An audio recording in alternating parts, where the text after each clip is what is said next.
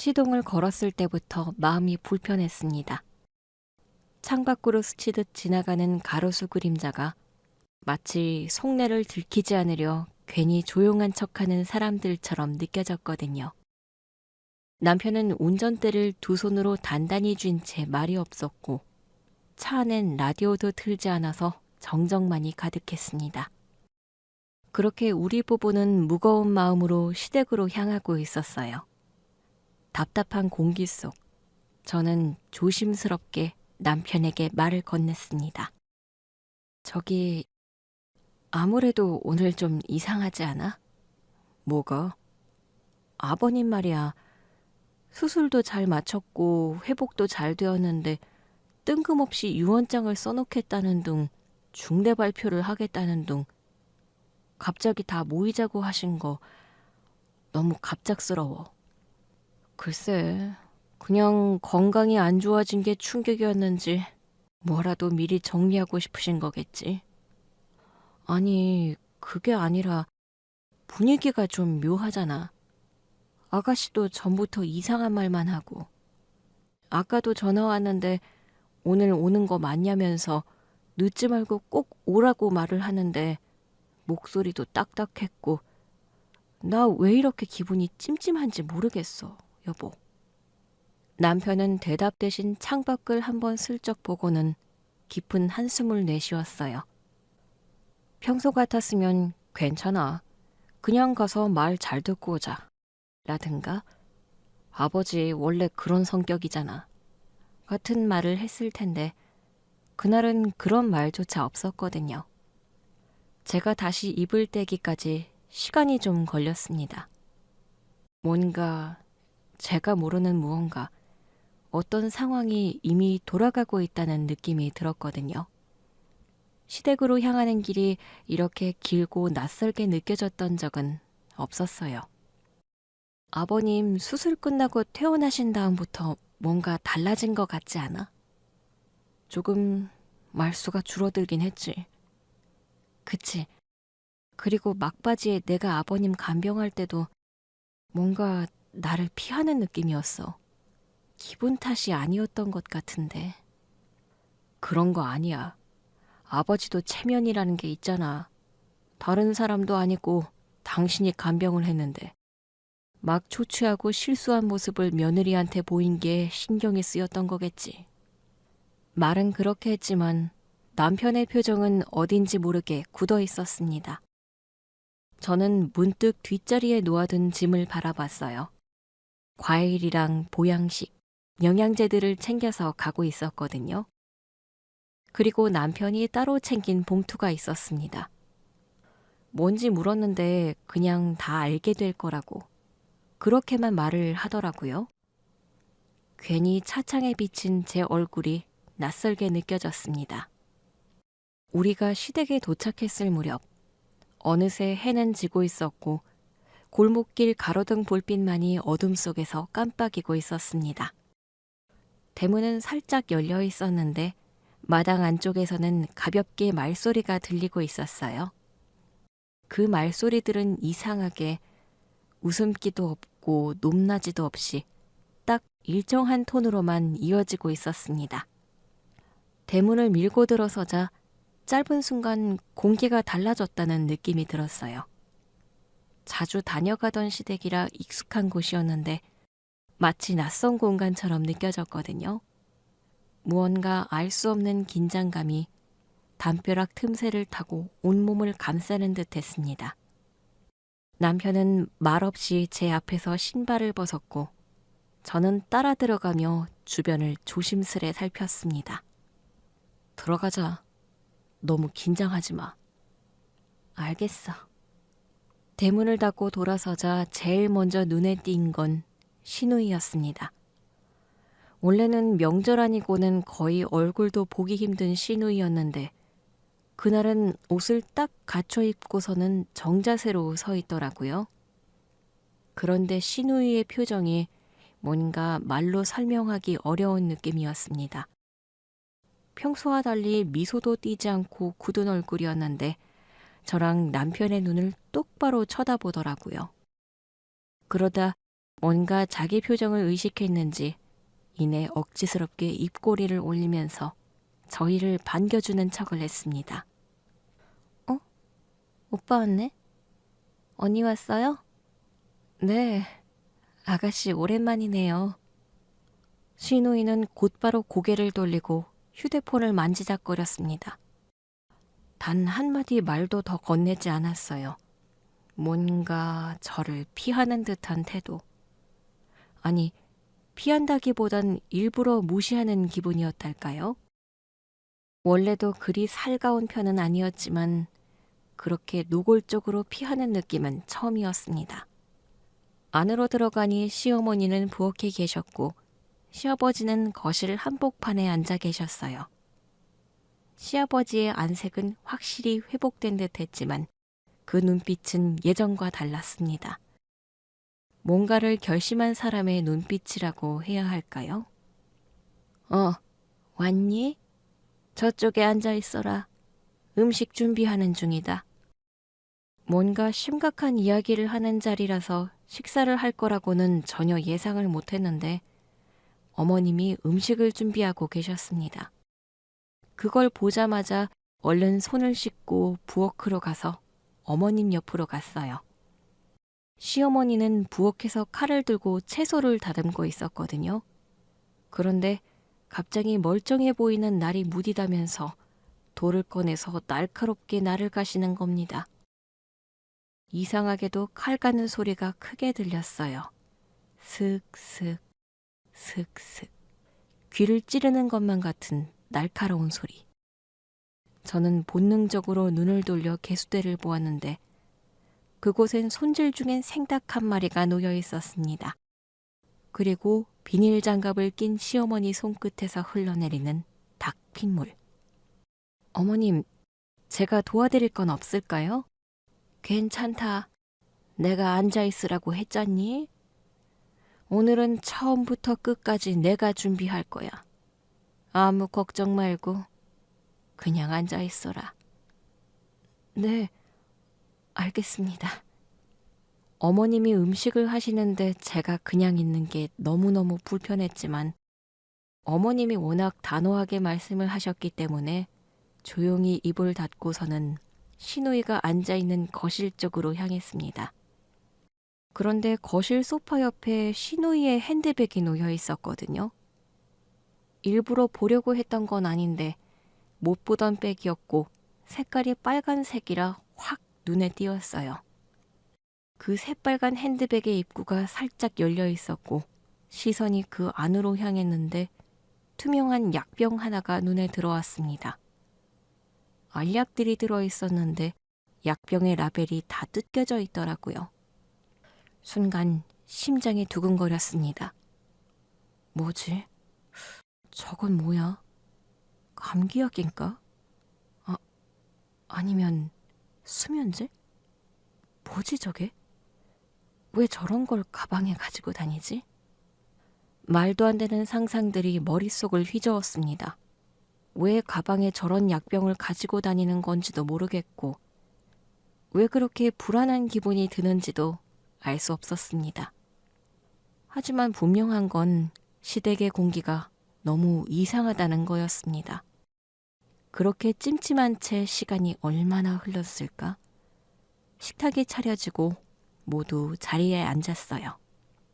시아버지는 한마디 말도 없이 맨 상석에 앉아 계셨고 시어머니는 자꾸 손을 움켜쥐었다 폈다 하며 연신 물컵만 닦아내셨습니다. 시누이는 아무 말 없이 고개를 숙이고 숟가락을 들었죠. 오늘 특별히 너희 어머니가 삼계탕, 삼계죽을 준비했다. 엄마, 언제 이걸 다 하셨어요? 그냥 나가서 먹어도 되는데 음식하느라 고생하셨네요. 아니다.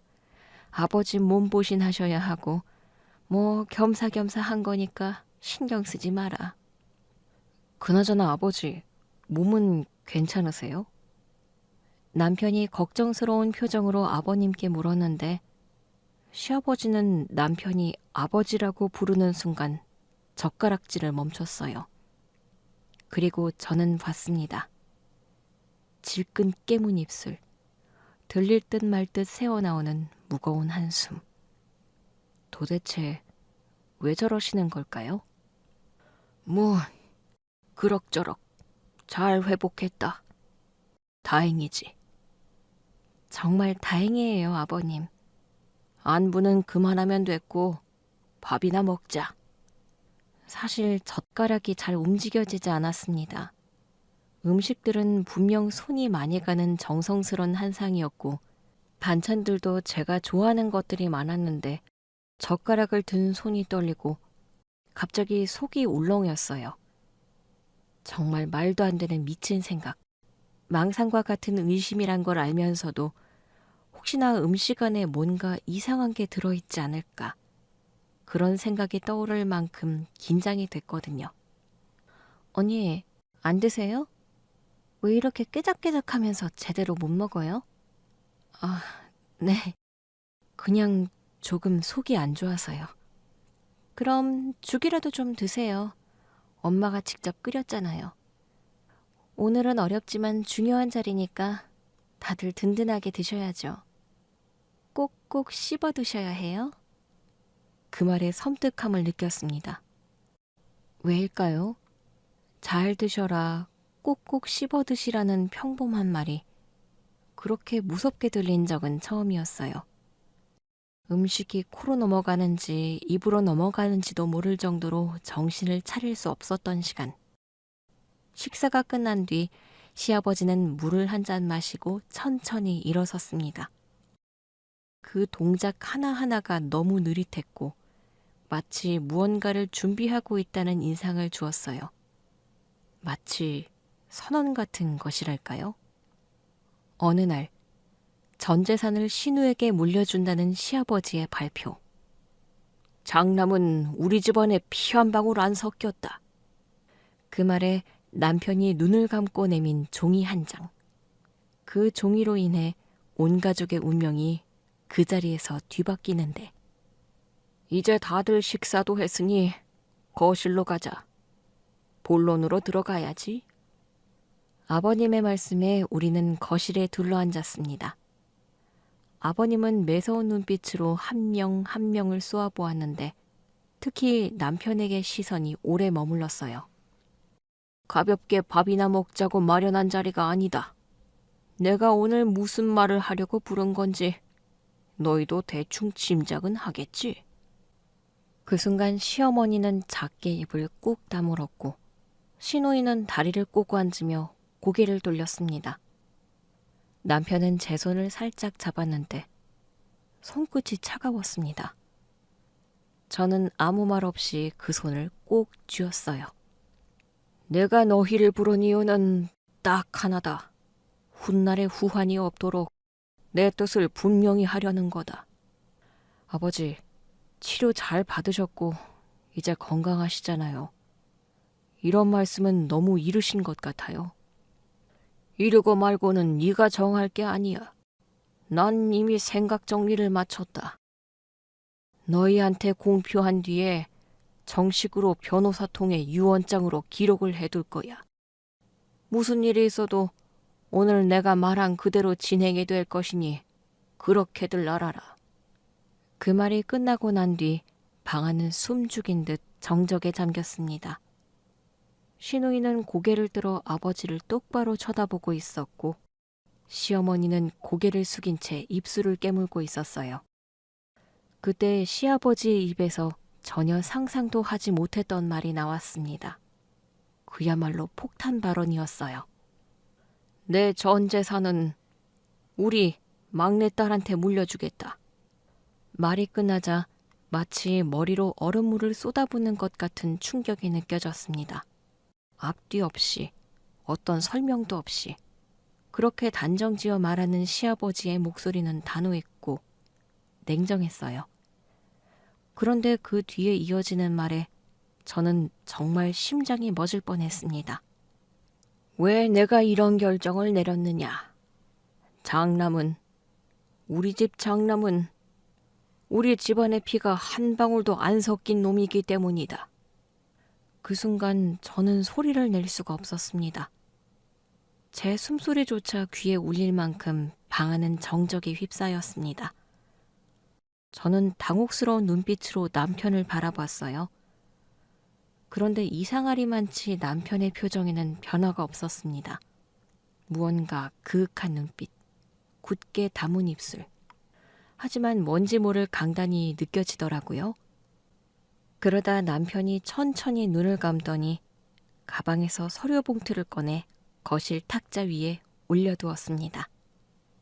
이거 먼저 보시죠. 뭐냐 그건? 보세요. 시아버지는 몹시 마음에 안 든다는 듯 언짢은 표정으로 봉투를 열었습니다. 서류 봉투에서 꺼낸 종이 위로 시아버지의 시선이 천천히 내려앉았습니다. 그때 저는 정말 몰랐어요.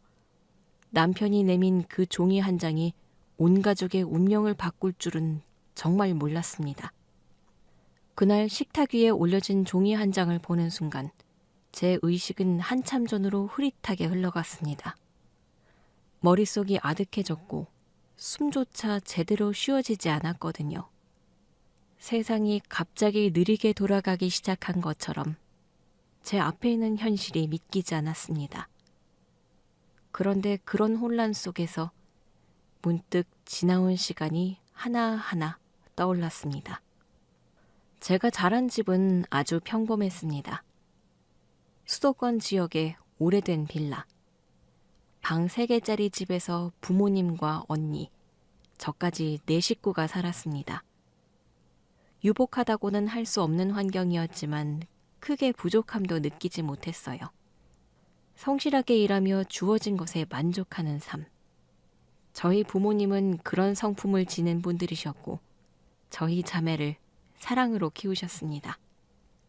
현주야, 너 지난번에 수학학원 다니고 싶다고 했지? 엄마랑 같이 너 다니고 싶다는 곳 상담 다녀와봐라. 우리 딸이 필요하다는데 학원 보내줘야지. 아빠 진짜? 나 수학학원 다녀도 돼? 그럼. 네가 그냥 재미로 다니거나 놀러 다니는 것도 아닌데 네 선에서 열심히 노력을 했는데도 부족하다고 느껴서 말한 거잖아. 아빠가 우리 딸을 모를까? 꼭 필요하니까 말을 했겠지. 걱정하지 말고 엄마랑 같이 상담 다녀와. 고맙습니다, 아빠. 중학교 때 공부에 흥미를 가진 걸 시작으로 고등학교에 올라가서 본격적으로 공부를 하기 시작했어요. 서울에 있는 대학을 목표로 학업에 매달렸습니다. 치열한 3년의 시간. 결국 저는 서울의 중위권 대학에 합격을 했고 부모님은 제 합격 소식을 듣고 며칠을 울며 웃으셨어요. 진짜 대단하다 우리 딸. 아빠는 우리 현주가 해낼 줄 알았다. 고생 많았어 우리 딸. 엄마랑 아빠가 크게 해준 것도 없는데 스스로 해냈구나. 대견해 우리 딸. 엄마, 아빠 감사합니다. 저 대학 가서 열심히 할게요. 그렇게 저는 대학에 입학을 했는데 처음엔 낯선 도시가 무섭기만 했어요. 하지만 시간이 지나며 친구들과의 인연도 쌓이고 학교 생활에도 익숙해졌습니다. 졸업 후엔 관련 전공으로 취업 준비를 했고 운 좋게 한 중견기업의 마케팅 부서에 입사하게 되었죠. 회사 생활은 만만치 않았습니다. 야근은 다반사였고 상사의 눈치를 보는 와중에 성과를 내야 하는 프로젝트에 시달렸지만 그래도 저는 제자리에 책임감을 가지고 일했어요. 그러다 입사 4년 차가 되었을 무렵 대학 시절 친했던 친구 하나가 연락을 해왔습니다. 현주야, 우리 회사에 괜찮은 사람이 있는데 소개팅 해볼래? 소개팅? 글쎄, 나 지금 누구를 소개받을 상황은 아닌 것 같아. 나 믿고 한 번만 나가봐. 정말 괜찮은 사람이야. 너무 착하고 성실하고 딱 네 스타일이야. 내 생각에는 너랑 진짜 잘 맞을 것 같아. 처음엔 망설였지만 친구의 강권에 못 이겨 소개팅을 하게 되었고 강남의 한 조용한 카페에서 그를 만나게 되었습니다. 그 사람의 첫인상은 기대 이상으로 좋았어요. 친구가 말한 대로 차분하고 신중한 느낌이었거든요. 안녕하세요. 이정섭이라고 합니다. 아, 네. 안녕하세요. 저는 김현주예요. 날씨가 많이 추워졌네요. 오는 길 괜찮으셨어요? 네. 생각보다 오래 안 걸려서 금방 왔어요. 근데 여기 분위기가 좋네요. 자주 오는 곳은 아닌데 소개팅 장소로 괜찮다고 들어서 마음에 드신다니 다행입니다. 근데 제가 이런 자리는 오랜만이라 조금 어색하네요. 저도요. 사실 소개팅 자체가 거의 처음이에요. 우리는 서로 조심스럽게 그러나 꾸밈없이 이야기를 이어나갔습니다. 그는 저보다 5살이 많았고 IT 기업의 기획팀에서 일하고 있었어요. 군 제대 후 해외 근무까지 다녀온 경험이 있었고 그 분야에서 능력이 있는 사람인데도 으스대거나 우쭐대지 않는 사람이었습니다. 말투 하나에서도 사람을 편하게 만드는 힘이 있었어요. 그날 이후 연락을 주고받으며 우리는 자연스럽게 2번째, 3번째 만남을 이어갔고 만날수록 신뢰가 쌓여갔어요. 그 남자는 화려하진 않았지만 따뜻했고 감정 표현이 서툴렀지만 늘 진심이 느껴졌습니다. 현주 씨랑 있으면 마음이 편해져요. 무리하게 웃기려고 애쓰지 않아도 되고 그냥 있는 그대로 모습을 괜찮게 봐줘서요. 저도 그래요. 정섭 씨랑 있으면 그냥 내 얘기를 들어주는 사람이 있다는 게 참 감사해요. 그렇게 우리는 2년을 연애했고 때론 다투기도 했지만 서로를 이해하려는 노력을 멈추지 않았어요. 어느 날 그는 조심스럽게 제 손을 잡으며 말했습니다. 우리 앞으로도 이렇게 지내면 좋겠어요. 힘든 날엔 기대고 기쁜 날엔 함께 웃고 현주 씨만 괜찮다면 결혼 생각해 볼래요? 나 사실 결혼에 대해 많이 고민했어요. 근데 정섭 씨와 함께라면 괜찮을 것 같아요. 만약 결혼을 해도 이렇게 일찍 할 거라고는 생각을 못 했는데 무섭지 않아요. 어떤 일이든 같이 헤쳐나갈 수 있을 것 같아요. 그렇게 우리는 결혼을 약속하게 되었고 몇 달 후 양가 부모님께 인사를 드리게 되었습니다. 결혼을 결심했을 때 제 나이는 28이었어요. 요즘 시대에서는 이른 축에 드는 나이였죠. 제 친구들은 대부분 대학원에 다니거나 회사에서 커리어를 쌓느라 정신이 없었고 연애는 해도 결혼은 아직이라고 말하곤 했거든요. 저 역시 결혼을 급하게 생각했던 건 아니었지만 정섭 씨와 함께하는 미래가 너무 자연스럽게 그려졌습니다. 남편의 말투와 눈빛, 삶을 대하는 태도, 그 모든 게 제가 꿈꾸던 안정감이었으니까요.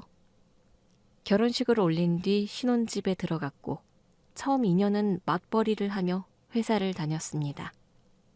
그러다 저는 임신을 하게 되었어요. 정기적으로 병원에서 검진을 받았는데 병원에서는 제게 안정을 취하라고 했습니다. 사실 배불러서 정말 움직이는 게 힘들 때까지 어떻게든 회사를 다녀보려고 했는데 남편과 충분히 상의 끝에 저는 당분간 일을 쉬기로 했습니다.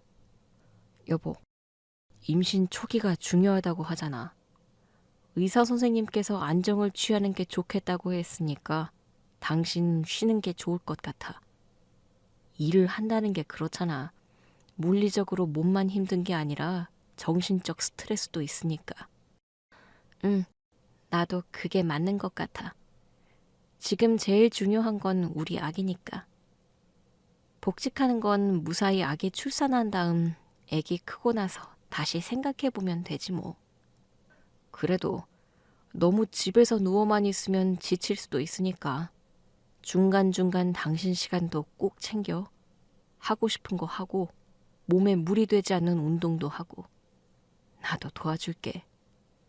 남편의 말에 마음이 놓였고 저는 진심으로 가정을 돌보고 아이를 잘 키우는 데 집중하고 싶었습니다. 그렇게 10달이 지나 우리 아들이 태어났어요. 신생아였을 때부터 유난히 눈이 또렷하고 품에 안기면 얌전하게 숨을 고르던 아이였죠. 그때부터 저의 하루는 완전히 달라졌습니다. 아침엔 아기 우는 소리에 눈을 뜨고 분유병을 데우며 하루가 시작됐거든요.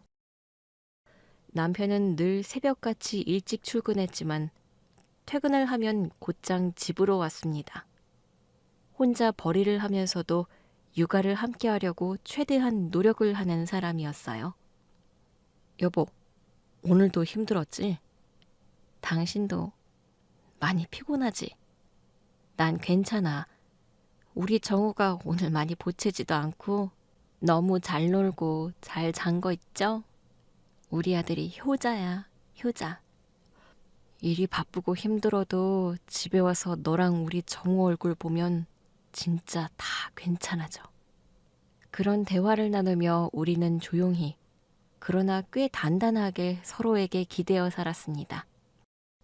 결혼을 한다는 것은 사실 새롭게 가족이 생기는 거잖아요. 저 역시도 마찬가지였어요. 시댁과의 관계는 결혼 직후부터 자연스럽게 시작되었습니다. 시아버지는 중학교 교장으로 정년퇴직하신 분이었는데 말수가 적고 권위적인 분위기를 풍기셨어요. 며느리 사랑은 시아버지라고들 하는데 저희 아버님은 교장 선생님이셔서 그런지 엄격한 부분이 있었고 저는 아버님을 어려워했습니다. 반면에 어머님은 좀 나긋나긋하신 분이었는데 말씀이 많지 않고 조용한 성격, 그리고 정말 아버님의 눈치를 살피며 한평생 내조를 하며 살아오신 분이었거든요. 흔히들 말하는 시어머니 느낌이 전혀 없었기 때문에 저는 자연스레 어머님과 가까워졌던 것 같아요. 하지만 시댁에서 가장 존재감이 있는 사람은 남편보다 7살이나 어린 여동생, 온 집안의 사랑을 듬뿍 받고 자란 막내딸 시누이였습니다. 사실 제가 남편보다 5살이 어리거든요. 나이 차이가 꽤 있는 편인데 남편과 시누이 나이 차이가 그보다 훨씬 많이 났기 때문에 어떻게 보면 다행이랄까요? 나이 많은 시누이보다는 저보다 나이가 어린 시누이여서 마음이 좀 편했던 것 같아요. 결혼 후 첫 명절이었고 저는 바로 시댁의 분위기를 느낄 수 있었습니다. 예, 며느라가야. 이거 좀 썰어줄래? 양념은 내가 할 테니까. 네, 어머님. 무는 채를 썰까요? 어슷 썰까요? 어슷으로 얇게. 너희 시아버지는 무나물은 그렇게 어슷으로 얇게 썰어야지 부드럽다면서 좋아하시거든. 어머님의 말씀대로 얇게 썬 무를 한가득 담아드렸고 시어머님은 그걸 보며 미소를 지으셨어요. 뭔가 시댁에서 보내는 첫 명절. 그리고 처음 느낀 따뜻한 미소였기에 괜히 가슴이 벅찼던 것 같습니다. 인정을 받은 느낌이랄까요? 명절 음식을 준비하는 내내 아버님은 거실에 앉아 신문을 읽으셨고 시누이는 늦잠을 자고 느긋하게 일어나 거실을 활보하며 명랑한 분위기를 만들고 있었습니다. 새언니, 이 무나물 언니가 썰은 거예요? 비주얼이 딱 우리 아빠 스타일이에요. 네, 어머님이 알려주셔서요. 아버님께서 좋아하신다고요. 맞아요. 저희 아빠가 좀 음식에 대해서는 까다로우신 편이에요. 맛도 좋아야 하지만 보기도 좋아야 하거든요. 근데 그런 면에서 우리 엄마 솜씨는 둘째가라면 서러울 정도라니깐요. 엄마한테 많이 배우면 새언니도 실력이 금방 늘 거예요. 그때는 첫 명절이고 너무 여러 가지로 신경 쓸 게 많아서 크게 개의치 않으려고 했는데 지금 생각해보니 묘하게 음식은 며느리가 하는 게 당연하고 열심히 배우라고 한 것 같네요. 말투나 이런 게 워낙 사근사근하고 부드러워서 그냥 들으면 칭찬을 하는 것 같기도 했습니다. 그런데 또 의외로 지내다 보니 남들이 말하는 시누이 짓이라는 것과는 거리가 있더라고요. 어딘지 모르게 선을 그는 느낌이랄까? 그런 느낌이었던 것 같아요. 그렇게 결혼을 하고 나서 몇 년이 지나자 주변 친구들도 슬슬 결혼을 하고 애기 엄마들이 되었습니다. 한 번은 오랜만에 결혼해서 애엄마가 된 친구들과 만나게 된 날이 있었거든요. 다들 결혼 후 각자의 삶을 살다 보니 자주 보진 못했지만 한 번씩 만나면 수다가 끝이 없었죠. 제 친구들 중에서는 막 대놓고 시댁흉을 보거나 선 넘는 발언을 하는 친구들은 없었지만 모이면 자연스레 시댁 이야기가 나오곤 했습니다. 현주야, 근데 너 너희 시누이랑은 잘 지내? 너랑 오빠도 나이 차이가 좀 나는데 시누이가 한참 어리다면서 너 시누이가 어려서 마음 편하다 그랬었나? 그것도 다 집집마다 다른 것 같더라. 아, 너희 남편은 누나가 계시다 했나? 응. 근데 난 오히려 그게 좋은 것 같아. 우리 시누이는 좀 어른스럽고 차분하거든? 나이가 나보다 한참 위라서 처음엔 어려웠는데 지내다 보니까 되게 의지가 되는 거 있지. 같은 여자 마음 알아주는 것 같고. 은근 츤데레처럼 살갑게 챙겨주시기도 해서 그런 게 고맙더라고. 넌 어때? 어린 시누이 괜찮아? 오히려 그쪽에서는 너 언니처럼 생각해가지고 좋아할 수도 있잖아. 오빠만 있는데 언니 생겼다면서 좋아하는 시누이도 있던데. 우리 시누이는 안 그래. 처음에 그냥 성격이 밝아 보이고 시부모님께 하는 거 보면 애교도 많고 그래서 나한테도 그럴 줄 알았는데 지내다 보니 뭐랄까. 좀 선을 그는 스타일이야. 우리 시누이가 아직 시부모님 댁에서 같이 살거든. 그래서 명절에 시댁 가면 시누이가 항상 있는데 식사 함께 하고서는 친구들이랑 약속 있다고 금방 나가고 이래서 사실 첫 명절 때 말고는 얼굴도 잘 못 봤어. 작년 추석 때인가는 해외여행 다녀온다고 해서 아예 못 봤고. 진짜 완전 집에서 사랑받는 막내딸인가 보네. 그렇지.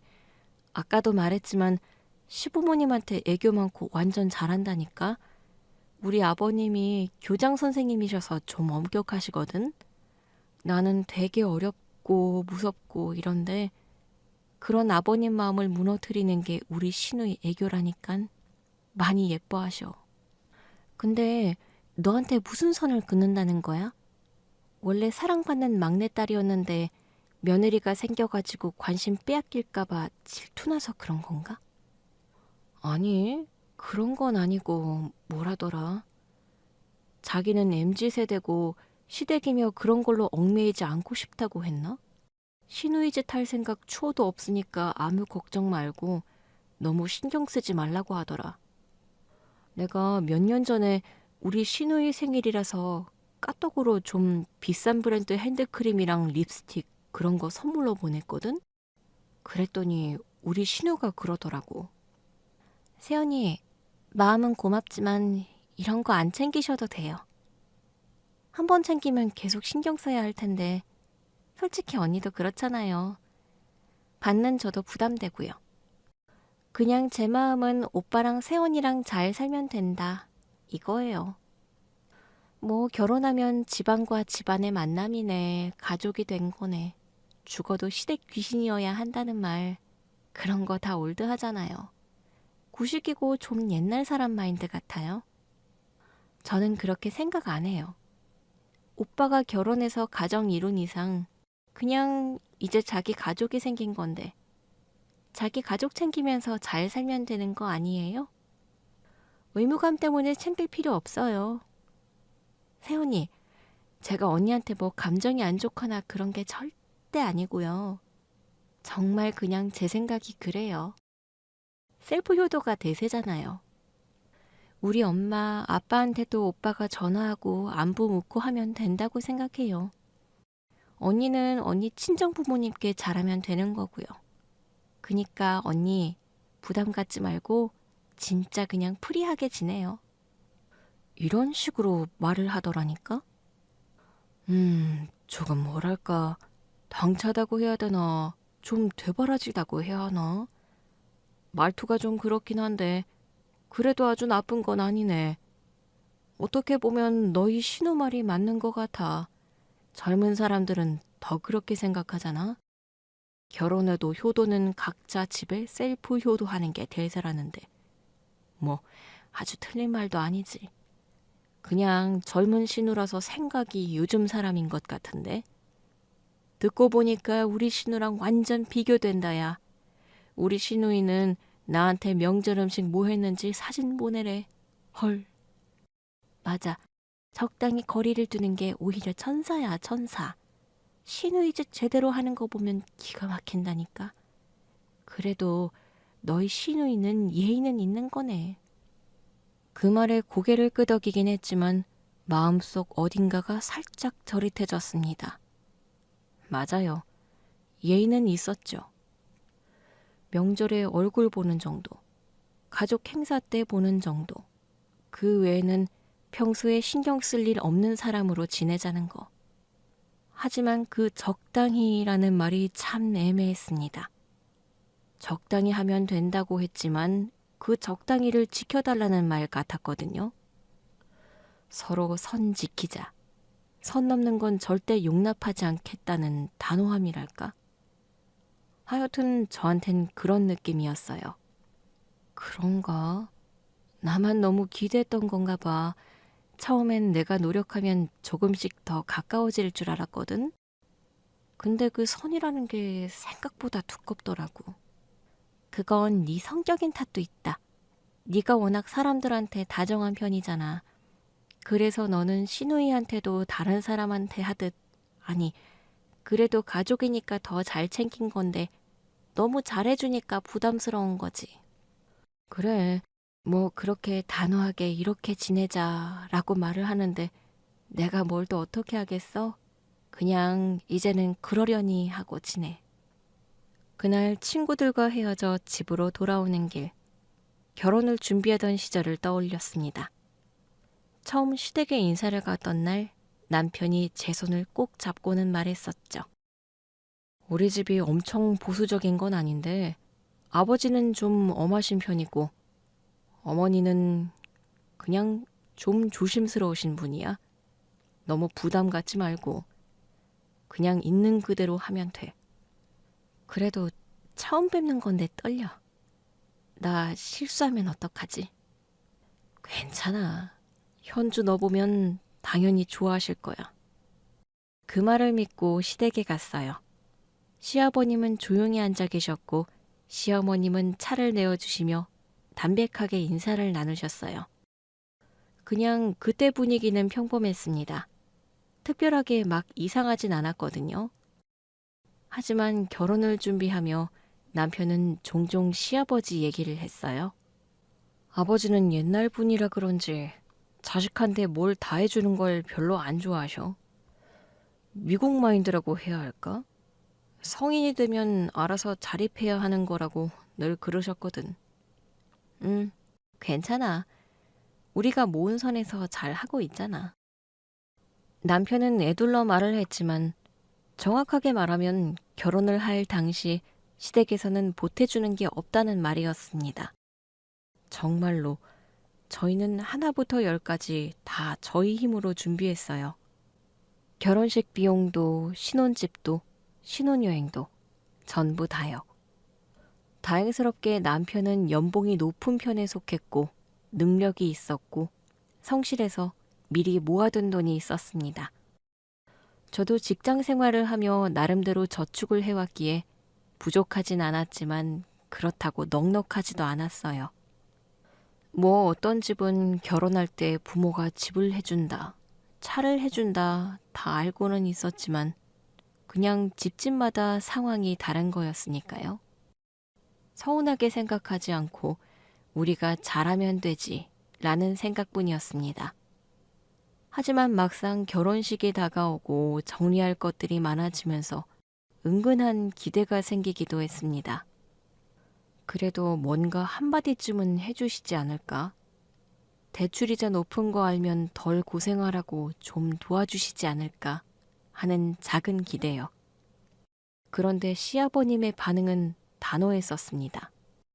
너희 결혼이니 너희 뜻대로 해야지. 요즘 젊은 사람들은 그 뭐냐, 반반 결혼? 부모 도움 없이 자기들끼리 공평하게 반반씩 해서 잘만 산다고 하던데 안 그러냐? 시아버님의 말은 틀리지 않았습니다. 오히려 그게 맞는 말이었어요. 하지만 마음 한구석이 씁쓸했던 것도 사실이었습니다. 저희 시부모님 사정이 어려웠다고 하면 당연히 이런 생각조차 안 했을 거예요.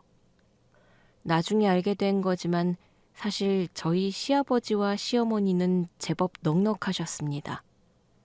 아버님 교장 은퇴 후 넉넉하게 나오는 사학연금은 물론 시골에 땅도 꽤 가지고 계셨고 시세도 꽤 된다고 했죠. 너무 서운하게 생각하지는 말아라. 해준 것은 없다지만 반대로 말하면 너희들한테 노후 부담 줄 생각은 초도 없다. 노후 준비 하나도 안 되어 있어가지고 나중에 자식들한테 기대는 사람들 많은데 우리는 그런 거 아니니 걱정하지 말아라. 100번 맞는 말씀이었죠. 그런데 아버님께서 말하는 반반 결혼, 자립, 이런 말은 남편한테만 해당된다는 걸 알았을 때는 진짜로 좀 서운한 마음이었어요. 남편 말로 시누이는 연애를 해도 길게 못하고 결혼 생각이 없다고 했다는데 저희 아들이 태어날 때쯤 시누이가 만나는 사람이 있다고 했는데 생각보다 연애가 길어졌거든요. 어머님께 들은 바로는 시누이가 결혼 생각을 하는 것 같다는 거였죠. 그런데 아버님의 반응이 대박이었습니다. 아들과 딸은 다르지. 자고로 딸은 고생을 하며 자라면 안 되는 거고 아들은 고생을 해봐야 해. 아들한테 넉넉히 다 쥐어주면 남자로서도 좋은 게 아니야. 다가 허투루 쓰고 딴 생각들을 한단 말이지. 그런데 반대로 여자는 궁핍할 때 딴 생각을 하거든. 또 친정에서 너무 해가는 게 없으면 얼마나 시댁에서 무시를 하겠냐고. 은근히 기댈 친정이 있다는 걸 티내는 게 나쁜 건 아니지. 그 말에 묘하게 마음이 걸렸습니다. 정말 아들이라 그런 걸까요? 우리 부부가 결혼할 땐 뭐 하나 보태준다, 해준다, 일절 이야기 없던 시부모님이었는데 시누이가 결혼을 생각한다고 하자 뭘 해줘서 보낼까 이런 말씀을 하시는 걸 보고 서운한 마음이 들었습니다. 그러던 어느 날 봄비가 내리던 날이었어요. 잔잔한 이슬비처럼 시작된 통증이 결국 시아버지를 병원 응급실까지 데려가게 될 줄은 아무도 몰랐습니다. 남편에게 전화를 받았을 때 저는 마트에서 유모차를 밀고 있었거든요. 아버지가 쓰러지셨어. 그 말에 정신이 아득해졌고 저는 아들을 데리고 바로 병원으로 향했습니다. 병원에는 이미 시어머니와 시누이가 도착해 있었고 남편도 곧장 병원으로 달려왔어요. 시아버지는 심장 쪽에 문제가 생겨 긴급 수술을 받게 되었습니다.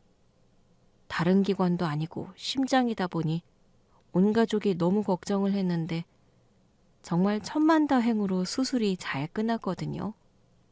수술 후 상태가 빠르게 안정되었고 얼마 지나지 않아 일반 병실로 옮겨졌습니다. 수술은 잘 됐대. 잘 쉬시면 회복되실 거래. 정말 다행이에요. 아버님 깨어나신 거지? 응. 그런데 지금은 말씀이 없으셔. 피곤하신가 봐. 수술은 잘 마쳤지만 치료와 회복을 위해서는 한동안 병원에 입원을 해야 했거든요. 어머님이 간병을 한다고 했지만 아버님께서 그러다 어머님마저 병이 난다고 만류를 하셨고 남편과 시누이는 간병인을 쓰자는 제안을 했습니다. 하지만 또 눈치를 살피니 어머님께서는 생판 모르는 남의 손에 간병을 맡기는 게 불편하신 것 같더라고요. 고민을 하다가 제가 간병을 하겠다고 말씀을 드렸습니다. 입원 기간이 엄청 길지도 않았고 아이 어린이집에 맡긴 뒤 병원에 와서 아버님 챙기다가 퇴근하고 남편이 병원으로 오면 같이 있다가 집에 오고 그런 정도라 생각보다 할만하다고 생각을 했어요.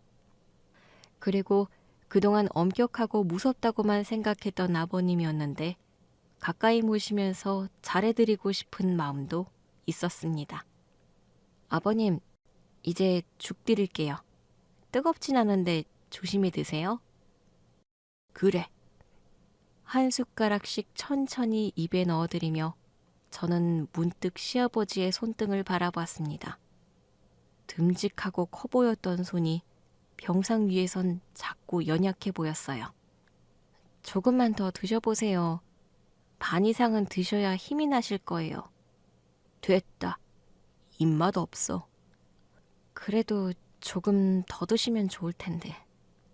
며느리한테 간병을 받을 줄은 몰랐는데 네가 고생이 많다. 고맙구나. 내가 원래 표현이 서툴러서 이런 말을 잘 못한다. 아니에요, 아버님. 아버님 회복하시는 게 제일 중요하죠. 그날 이후로 저는 아버님의 점심, 저녁 식사를 챙겼습니다. 시어머니는 오전 일찍 들르셨지만 머무는 시간이 짧았고 시누이는 퇴근하고 가끔 얼굴을 비추는 정도였고요. 솔직히 정말 간병에 최선을 다했거든요. 그런 정성을 알아주신 걸까요? 시아버지의 눈빛이 조금씩 바뀌기 시작했어요. 처음엔 날카로움만 가득하던 눈동자에 미묘하게 미안한 느낌과 안쓰러움도 느껴졌습니다. 그러다 마침내 아버님이 퇴원을 하시던 날, 시아버지께서 침대에 기대어 앉은 채 말씀하셨습니다. 간병 고마웠다. 며느리 네가 정성으로 챙겨준 덕분에 빨리 나은 것 같다. 별 말씀을요, 아버님. 가족인데요. 가족이라고 이렇게 안 하는 사람들이 많다고 하잖니. 특히나 요즘 그런 사람들이 별로 없다지. 고맙다. 아버님이 퇴원하고 집으로 가신 뒤에도 저는 종종 안부 전화를 드렸고 음식을 해서 시댁에 들고 가기도 했습니다. 그럴 때마다 시어머니는 어색하게 웃으며 받으셨고 시아버지는 말없이 고개만 끄덕이셨죠. 그러던 어느 날 남편을 통해 듣게 된 거예요. 건강을 회복한 시아버지께서 모든 가족회의를 소집했다는 말. 미래에 대해 아주 중대한 말씀을 하실 거라는 말을 들었습니다. 그 일 겪고 나니까 생각이 많아지셨대. 나중에 괜히 다툼 생기지 않게 미리 정리하겠다고 하셨어. 그 말이 머릿속을 맴돌았습니다. 어쩐지 불길하고 낯선 느낌이 들었지만 그래도 아버님 간병을 하며 많이 가까워졌기 때문에 제 마음을 알아주시고 제 진심이 통했다고 믿었기 때문에 저희 결혼할 때와는 다를 거라고 생각을 했거든요. 그런데 정말 아버님의 입에서 나온 나의 전 재산은 우리 막내딸한테 모두 물려줄 생각이다. 네? 아버지, 갑자기 그게 무슨 말씀이세요? 내가 이 결정을 한 데는 이유가 있다. 그리고 그 이유를 밝혀야겠지. 우리 집 장남은 사실 우리 집안에 피 한 방울 안 섞인 놈이니까. 그 순간 숨이 멎는 것 같았어요. 귀가 울리고 모든 소리가 멀어지는 듯한 착각이 들었습니다. 남편은 눈을 질끈 감았고 저는 본능적으로 남편의 손을 꼭 쥐었습니다.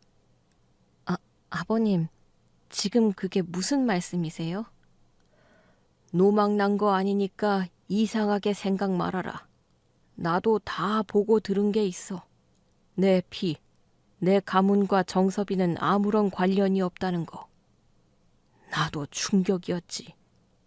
그런데 어떻게 하겠냐? 핏줄이 아닌 것을. 너무나 큰 충격 속에서 식구들의 얼굴을 살폈습니다. 시어머니는 고개를 푹 숙인 채 몸을 떨며 울고 계셨어요.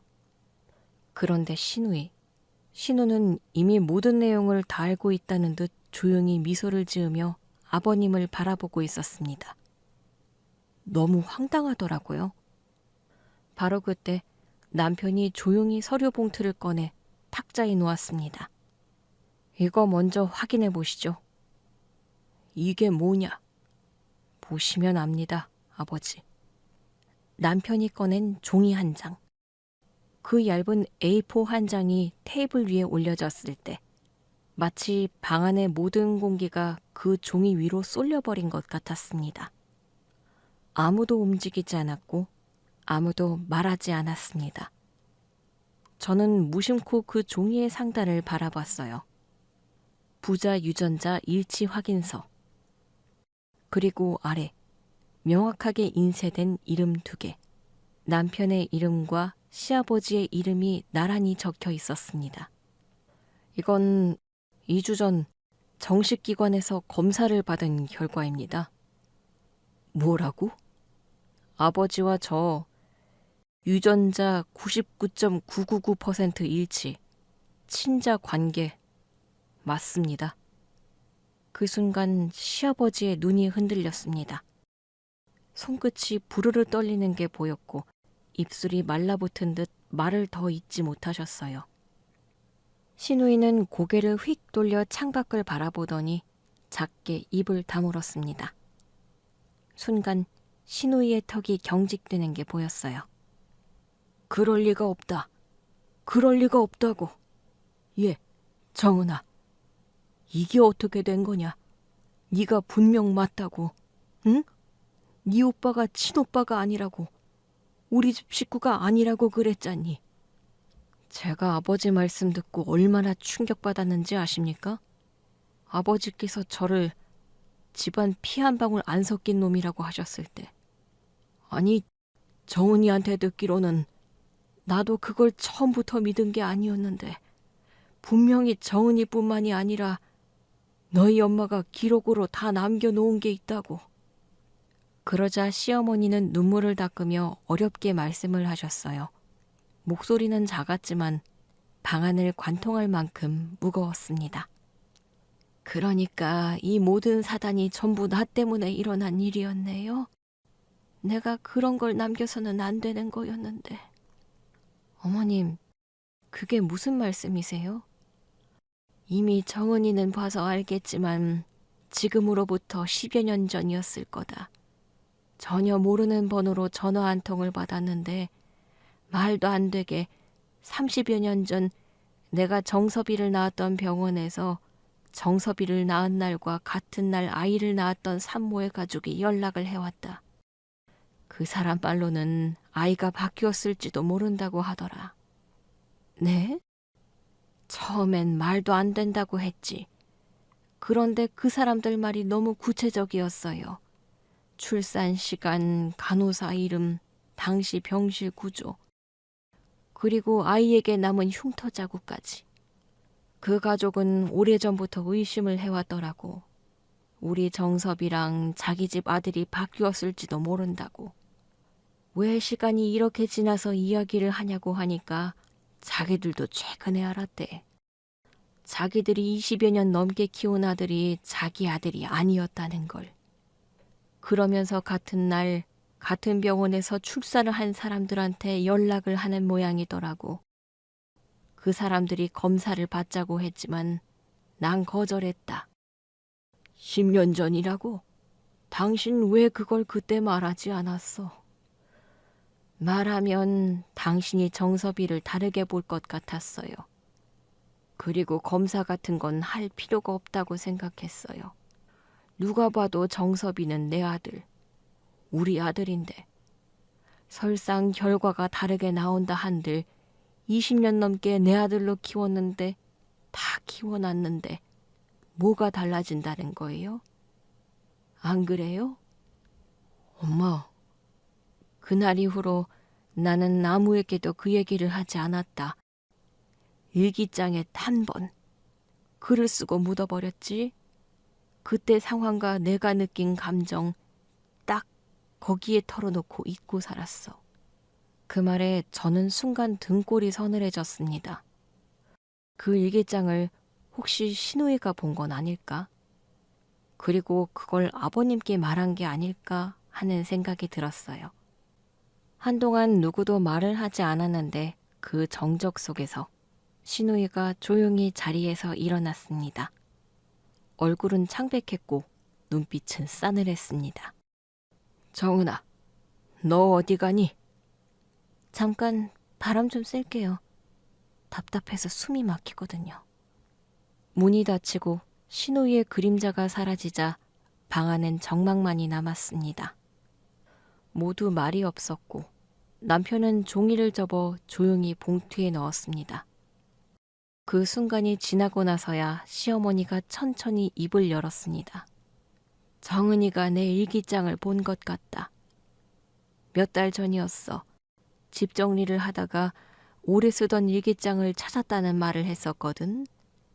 그때는 그냥 넘겼는데 지금 생각하니 정은이가 그걸 읽고서는 이런 일을 꾸민 것 같아. 엄마는 그 사실을 아버지께 말씀 안 드리셨어요? 못했지. 너희 아버지 성격 알잖니? 한 번 들은 건 절대 잊지 않고 자기식으로 믿는 분이다. 어머님이 거의 처음으로 아버님을 힐난하듯 원망하는 눈빛으로 바라보며 말씀을 하셨는데 시아버지는 아무 말도 못한 채 참담한 표정으로 앉아 계셨습니다. 잿빛으로 변한 얼굴은 마치 모든 피가 빠져나간 것처럼 보였고 손가락은 무릎 위에서 가늘게 떨리고 있었어요. 그렇게 시어머니 입에서 정은이가 내 일기장을 본 것 같아요. 라는 말이 나온 순간 퍼즐 조각처럼 흩어져 있던 조각들이 하나로 맞춰졌습니다. 남편이 요 몇 달 이상하게 긴장했던 이유도, 신우이가 슬그머니 변호사 자문을 구했던 일도, 시아버지가 갑자기 유언장을 언급하며 가족을 불러 모은 것도요. 사실 남편은 시아버지께서 병원에 계실 때 신우이의 말투와 행동이 심상치 않다고 느끼고 있었대요.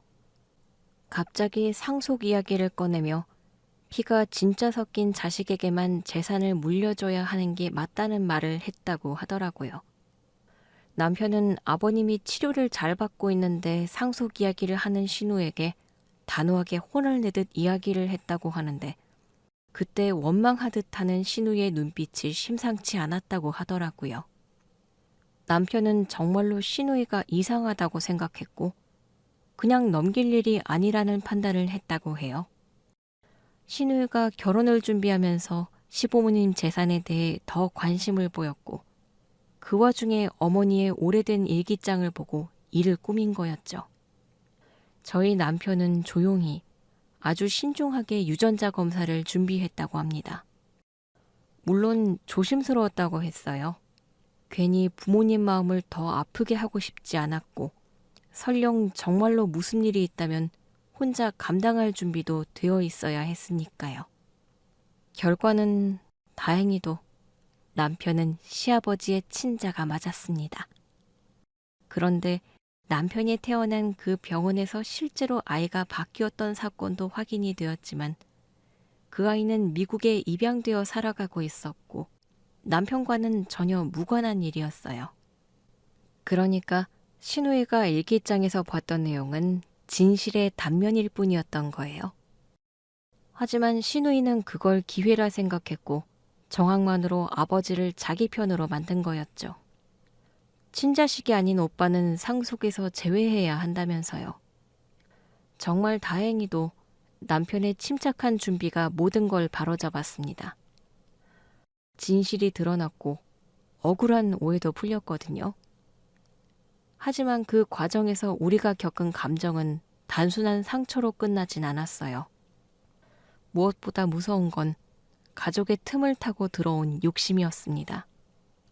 그렇게 신우이의 계략은 모두 들통이 났습니다. 어머니의 오래된 일기장을 통해 얻은 단편적인 정보를 왜곡해 아버지를 철저히 설득했고 바로 오빠가 병원에서 바뀐 아이라는 말을 하고 병원 측에서도 인정했다는 내용을 보여주며 남편을 배제하려 했던 거였죠. 그리고 얼마 후 혼란과 후회 속에서 시아버지는 저희 부부에게 고개 숙여 용서를 구하셨습니다. 그 모습을 보며 저 역시 마음 한구석이 먹먹해졌어요. 남편이 친자식이 아니라고 했던 분이셨지만 그날만큼은 한 아버지로서, 한 인간으로서 진심을 보이셨거든요. 반면 시누이는 상속을 노리고 벌인 이기적인 행동으로 인해 가족들에게 완전히 외면당했습니다.